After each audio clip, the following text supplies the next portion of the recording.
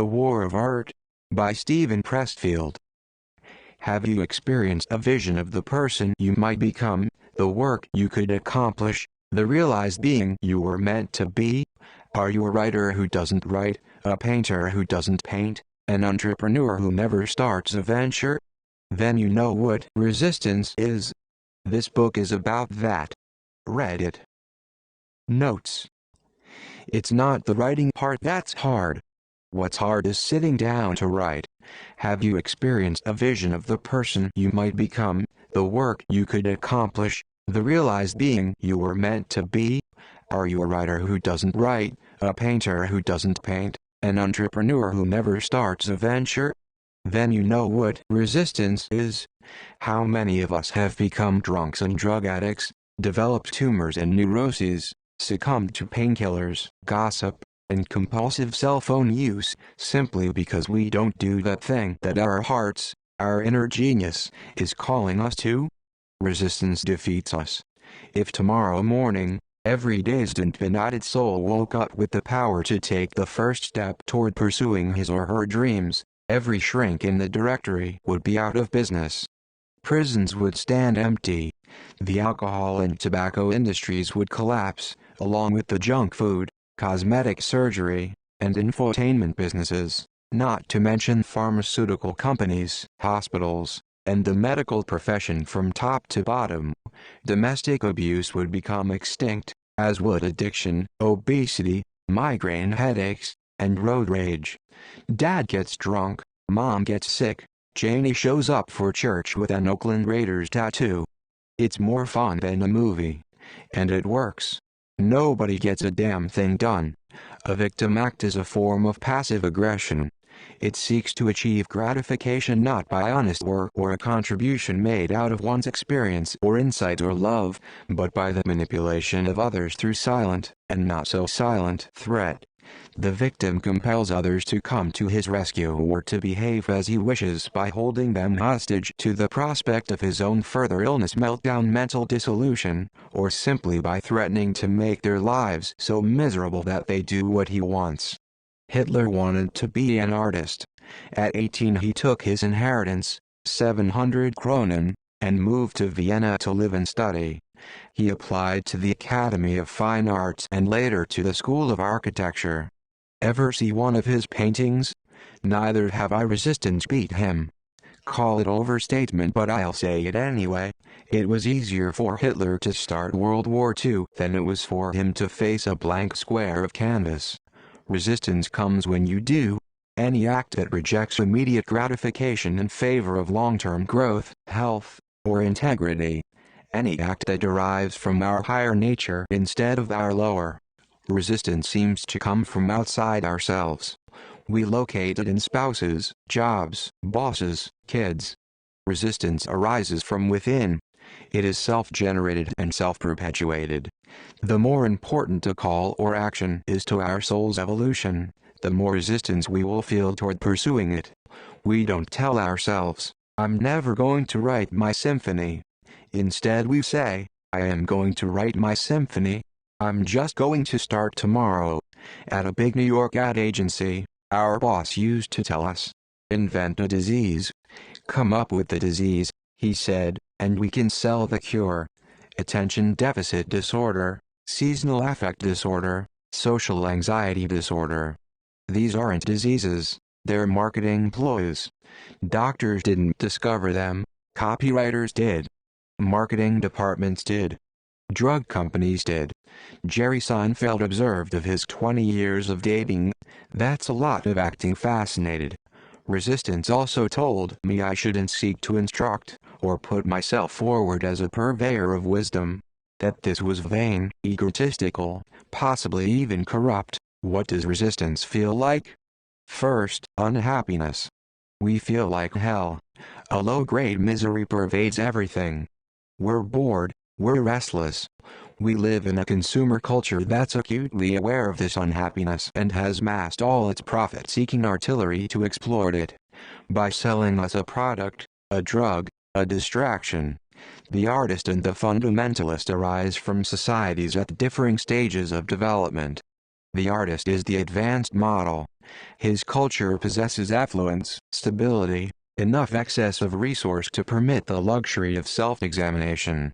The artist is grounded in freedom. He is not afraid of it. He is lucky. He was born in the right place. He has a core of self-confidence, of hope for the future. He believes in progress and evolution. His faith is that humankind is advancing, however haltingly and imperfectly, toward a better world. The fundamentalist entertains no such notion. In his view, humanity has fallen from a higher state. The truth is not out there awaiting revelation. It has already been revealed. The word of God has been spoken and recorded by his prophet, be he Jesus, Muhammad, or Karl Marx. Fundamentalism is the philosophy of the powerless, the conquered, the displaced and the dispossessed. The fundamentalist cannot stand freedom. He cannot find his way into the future, so he retreats to the past. He returns in imagination to the glory days. His creativity is inverted. He creates destruction. Fundamentalism and art are mutually exclusive. There is no such thing as fundamentalist art. The truly free individual is free only to the extent of his own self-mastery. Those who will not govern themselves are condemned to find masters to govern over them. Individuals who are realized in their own lives almost never criticize others. If they speak at all, it is to offer encouragement. Inside the actor's studio, the host, James Lipton, invariably asks his guests, "What factors make you decide to take a particular role?"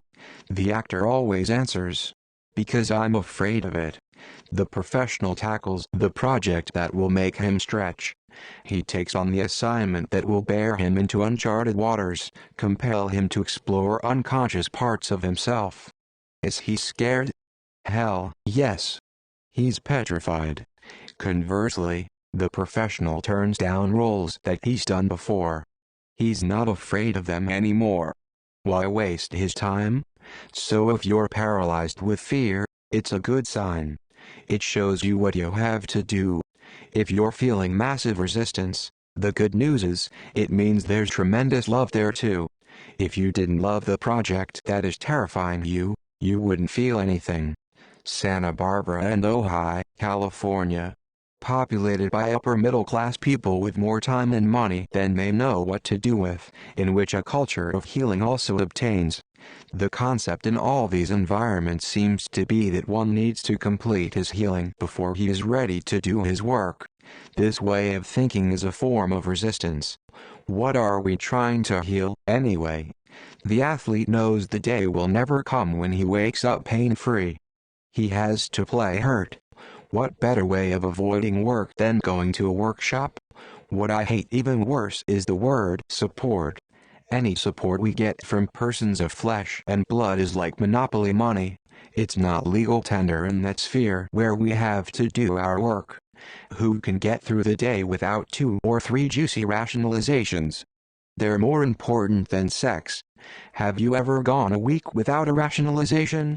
Rationalization. A series of plausible, rational justifications for why we shouldn't do our work. A lot of them are true. But all this means diddly. Tolstoy had 13 kids and wrote War and Peace. Lance Armstrong had cancer and won the Tour de France. The working artist will not tolerate trouble in her life because she knows trouble prevents her from doing her work. In order for a book, or any project or enterprise to hold our attention for the length of time it takes to unfold itself, it has to plug into some internal perplexity or passion that is of paramount importance to us. The more psychic energy we expend dredging and redredging the tired, boring injustices of our personal lives, the less juice we have to do our work. Amateur comes from the Latin root meaning, to love. The conventional interpretation is that the amateur pursues his calling out of love, while the pro does it for money. Not the way I see it. In my view, the amateur does not love the game enough. If he did, he would not pursue it as a sideline, distinct from his real vocation. The professional loves it so much he dedicates his life to it. He commits full time. That's what I mean when I say turning pro. Resistance hates it when we turn pro. Inspiration strikes every morning at 9 o'clock sharp. Resistance. I will not let it faze me. I will sit down and do my work. The Marine Corps teaches you how to be miserable. This is invaluable for an artist. The artist committing himself to his calling has volunteered for hell. A diet of isolation, rejection, self-doubt, despair, ridicule, contempt, and humiliation. The qualities that define us as professionals. 1. We show up every day. 2. We show up no matter what. 3. We stay on the job all day. Our minds may wander, but our bodies remain at the wheel. 6. We accept remuneration for our labor. We're not here for fun. We work for money. 7. We do not over-identify with our jobs. 8. We master the technique of our jobs. The amateur, on the other hand, over-identifies with his avocation, his artistic aspiration. He defines himself by it. He is a musician, a painter, a playwright. Resistance loves this. Resistance knows that the amateur composer will never write his symphony because he is overly invested in its success and over-terrified of its failure. The amateur takes it so seriously it paralyzes him. Now consider the amateur, the aspiring painter, the wannabe playwright. How does he pursue his calling? 1. He doesn't show up every day. 2. He doesn't show up no matter what.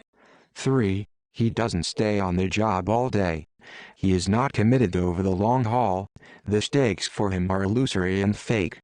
He does not get money, and he over-identifies with his art. He does not have a sense of humor about failure. The professional, though he accepts money, does his work out of love. He has to love it. Otherwise he wouldn't devote his life to it of his own free will. The professional has learned, however, that too much love can be a bad thing. Too much love can make him choke. The seeming attachment of the professional, the cold-blooded character to his demeanor, is a compensating device to keep him from loving the game so much that he freezes in action. Playing for money, or adopting the attitude of one who plays for money, lowers the fever. The pro concentrates on technique. The professional masters how, and leaves what and why to the gods. Professional respects his craft. He does not consider himself superior to it. He wants to be in possession of the full arsenal of skills when inspiration does come. It wants us to stake our self-worth, our identity, our reason for being, on the response of others to our work. Resistance knows we can't take this. No one can. The professional blows critics off. He doesn't even hear them. Critics, he reminds himself, are the unwitting mouthpieces of resistance critics. They can articulate in their reviews the same toxic venom that resistance itself concocts inside our heads. That is their real evil. Not that we believe them, but that we believe the resistance in our own minds, for which critics serve as unconscious spokespersons. The professional recognizes his limitations. He gets an agent, gets a lawyer, gets an accountant. He knows she can only be a professional at one thing. He brings in other pros and treats them with respect. Making yourself a corporation, or just thinking of yourself in that way, reinforces the idea of professionalism because it separates the artist doing the work from the will and consciousness running the show. If we think of ourselves as a corporation, it gives us a healthy distance on ourselves. We're less subjective. We don't take blows as personally. The most important thing about art is to work. Nothing else matters except sitting down every day and trying. The ancients sensed powerful primordial forces in the world. To make them approachable, they gave them human faces. They called them Zeus, Apollo, Aphrodite. American Indians felt the same mystery but rendered it in animistic forms: bear teacher, hawk messenger, coyote trickster. Whatever you can do, or dream you can, begin it. Boldness has genius, magic, and power in it. Begin it now. None of us are born as passive generic blobs waiting for the world to stamp its imprint on us. Instead we show up possessing already a highly refined and individuated soul. Another way of thinking of it is this: we're not born with unlimited choices. We can't be anything we want to be. We come into this world with a specific, personal destiny. We have a job to do, a calling to enact, a self to become. We are who we are from the cradle, and we're stuck with it. Our job in this lifetime is not to shape ourselves into some ideal we imagine we ought to be, but to find out who we already are and become it. A hack, he says, is a writer who second-guesses his audience. When the hack sits down to work, he doesn't ask himself what's in his own heart. He asks what the market is looking for. The hack condescends to his audience. He thinks he's superior to them. The truth is, he's scared to death of them, or, more accurately, scared of being authentic in front of them, scared of writing what he really feels or believes, what he himself thinks is interesting. Of any activity you do, ask yourself, if I were the last person on earth, would I still do it? Contempt for failure is our cardinal virtue. If you were meant to cure cancer or write a symphony or crack cold fusion and you don't do it, you not only hurt yourself, even destroy yourself. You hurt your children. You hurt me. You hurt the planet. Creative work is not a selfish act or a bid for attention on the part of the actor. It's a gift to the world and every being in it. Don't cheat us of your contribution. Give us what you've got.